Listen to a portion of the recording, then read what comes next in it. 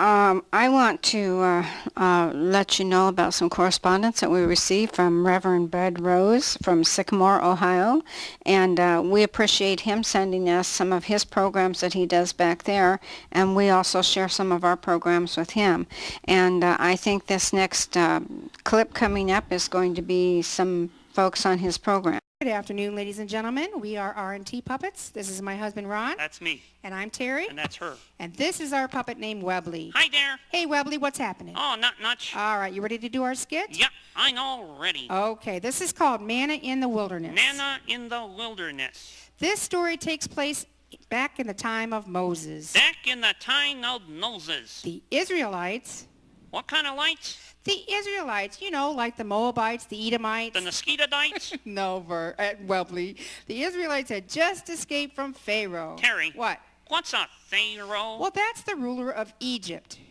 He was only 12 inches tall? No. He was the king of Egypt. The top guy, the head honcho, the number one man. Oh, the Pharaoh. Right. Yeah.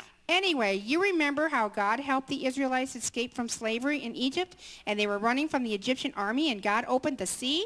I have one question. What's that? Did he use a seesaw? No, Webley. God parted the waves. Oh, he used a cone. No, he rolled back the waves. With a steamroller. No, Moses used a rod. Yeah, a hot rod. Moses held out his walking stick, and the waters divided, and the Israelites were able to walk through to the other side. Then, when the Egyptian army tried to follow them, the waters crashed down on them. So they put on their scuba gear. They didn't have scuba gear. How do you know? Trust me. Then they must have drowned. That's right, they did. But the Israelites were safe, and they rejoiced for a while, but it didn't take long walking through the desert that they started to complain again. Boy, I wouldn't complain if I was walking around in chocolate pudding. Webley, what chocolate pudding? You said they were walking through the dessert. Not dessert. Desert. Oh. It was hot and dry, and the people thought they were going to starve. Oh, What was that? starving to death. Anyway, the people came to Moses and told him they wanted to go back to Egypt because they knew there was food there. Moses talked to God about it, and God said he would take care of them. He'd give them all certificates for a free hamburger. No, God gave them instructions. Let's see. Go to the second stoplight, turn left, and go until you come to a sign that says Wally's Wilderness Burgers. Not those instructions. No? Moses told the people that the next morning God would send manna from the sky. Bananas from the sky? No, manna. Oh, what, Terry, what's a nana? Well, manna was a little flake-like substance that looked like frost on the ground. Oh, frosted flakes. No, Webley. Moses told the people that they were to pick up just enough manna for that one day. They were not to take any more because the next day and every day after that, God would keep sending more manna. So what happened? Well, the next morning, everyone woke up and there was manna all over everything. All over the ground? All over the ground. All over the tents? All over the tents. All over the trees? And all over the trees.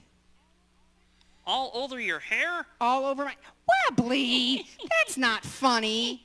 Anyway, the people collected what they needed for that one day. But you know what? What? Some people didn't trust God. So they sent out their pizza. No, they didn't believe that God would keep sending manna every day.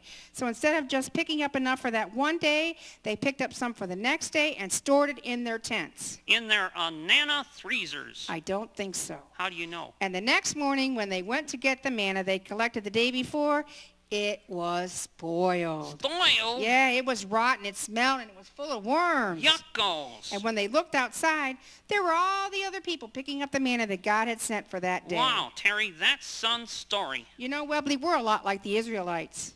We eat too much? No. You know, God promises that he will provide for those who believe in him, but we don't always trust him. So we should trust God just like the Israelites out in the desert. Remember, Webley, there's no dessert in this story. Terry. What? Didn't God say he would never desert them? Ah, good point.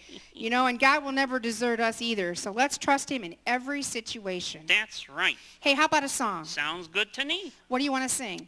Let's see. Oh, I'll fly away. No, I don't want you to fly away. I want to sing a song. I meant the song. Oh. All right, well, you start first. Okay.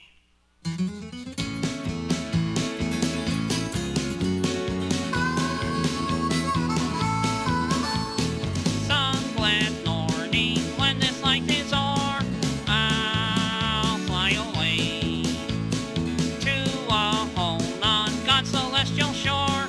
I'll fly away. I'll fly away, oh glory. I'll fly away in the morning when I die. Hallelujah, by and by. I'll fly away. Do I get to do another one? You do?